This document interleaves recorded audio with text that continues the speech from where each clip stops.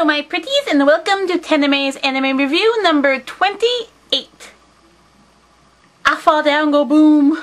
After coming home from a Christmas party, I thought it would be a great idea to walk around in the dark. Yeah, no. I tripped on a 10-pound weight and went down hard. I busted my left toe and banged up my right knee. I'm such a klutz. So I'm unable to move around a lot at the moment. But luckily I don't gotta move around a lot to make reviews.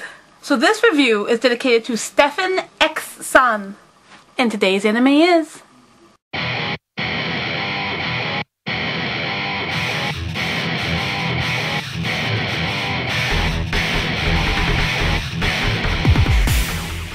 Black Lagoon.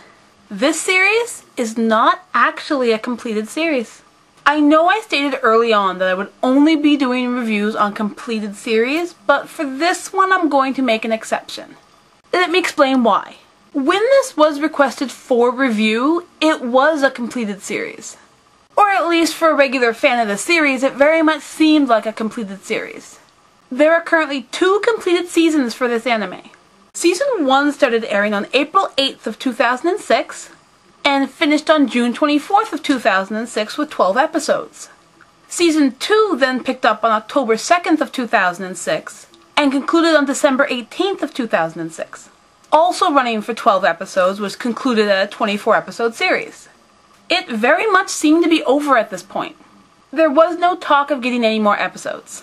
But alas, in July of 2010, Season 3 started airing, making this an ongoing series.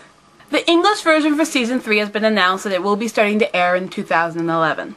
This series starts off with your typical hard-working businessman named Rakuro Okajima, who was sent on a delivery. He finds himself in a sticky situation and is kidnapped by a group of pirates or mercenaries known as the Lagoon Trading Company. They hope to make a profit in ransom by taking him along.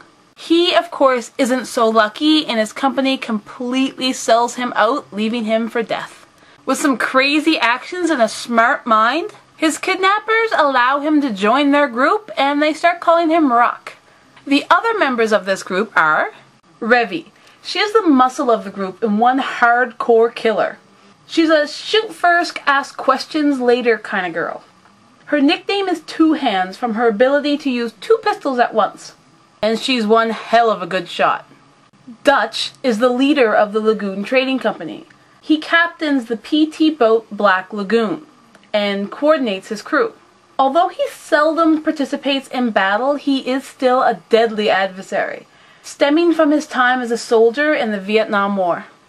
Benny is a former postgraduate student at the University of Central Florida.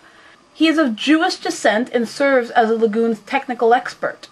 Like Rock, he is not a gunfighter and does not have the capacity to kill in cold blood.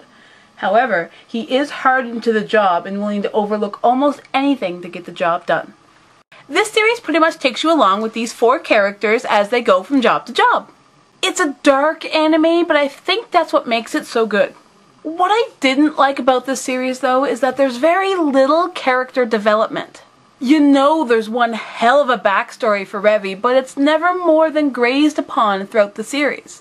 We never really learn anything about Dutch or Benny, and Rock is pretty much figured out within the first 2 episodes. I felt that this really took away from the series. I like getting to know the characters and learning about their past because it gives you a really solid attachment to the characters. That being said, this is by far not a bad anime. There's a lot of action in this one, and the jobs that these guys take on are really exciting. They keep you really pulled into it and watching from the edge of your seat. There was this one mission that they went on that involved this set of twins that literally made me shiver. It was disturbing on many levels, and a lot of people are really not going to approve. But that sort of darkness is so rare, and it was portrayed so well, that I couldn't help but be impressed, even though I was also very disturbed. This is not an anime I would recommend for a younger audience. It just goes right into depth about things kids should not be exposed to. But for you more mature audience, I think it's quite a good anime. Something else I didn't like about this anime was the ending. Every time the credits would start to play, it just kind of popped up out of nowhere and didn't really seem to fit. You'd be in this big action scene where it ends on a cliffhanger and then this soft music would start to play and it would fade into her walking on the beach. It just didn't seem to fit. It did grow on me after a while, and they portrayed it much better come the second season. They would flow the music into the ending scene, so the music would start to play just before the credits. So it eased you into the credits. That worked very well, and it made me like the credits more after that. But in the first season, it was more like you had this really big action scene and all of a sudden, bam, you're into this slow, soft sound and it doesn't quite look like credits until a couple of seconds into it and you're wondering what the hell is going on. Overall, I did enjoy this series so far. I am going to be keeping up with the third season as it comes out just to find out if there's any more character development, which I really kind of hope there is. I would give a different rating for the first season and the second season. The second season was a lot better than the first season, but since I have to rate it as a whole, I'm going to combine those two and give the happy medium. So I'm going to be giving this anime a 3.5 out of 5. It's the happy medium between the two scores. Happy-go-lucky anime viewers, don't watch this. It'll give you nightmares. Those who like to dip into the dark side, check it out. If you liked this anime, you'll also like animes such as Cowboy Bebop, Hellsing, and Gungrave. Thanks for watching, guys. Later.